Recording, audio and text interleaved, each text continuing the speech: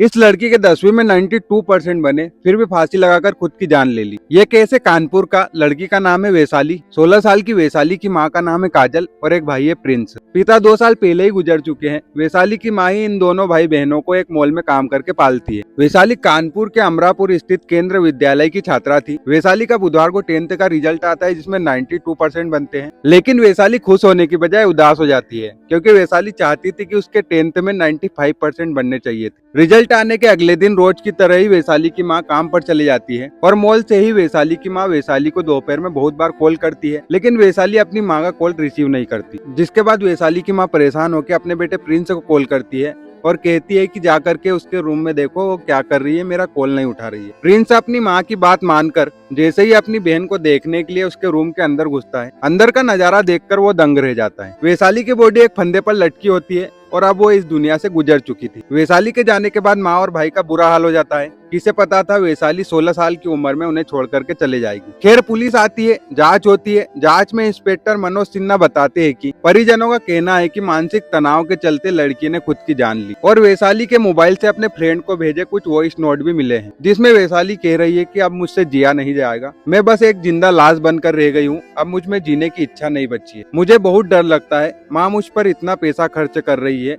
कहीं उनका पैसा न बर्बाद हो जाए। वैशाली को घर की चिंता तो थी ही और वैशाली के परिजनों ने टीचर्स पे भी इल्जाम लगाए हैं कि वैशाली को उसकी स्कूल की ओर से बहुत प्रेशर था पढ़ाई को लेकर, इसी के चलते वैशाली तनाव में थी और ये कदम उठाया। वैसे अभी इस केस में अभी और जांच चल रही है, देखना होगा और क्या क्या निकलता है। और आप इस केस को लेकर क्या कहना चाहते हो कमेंट में लिख सकते हो।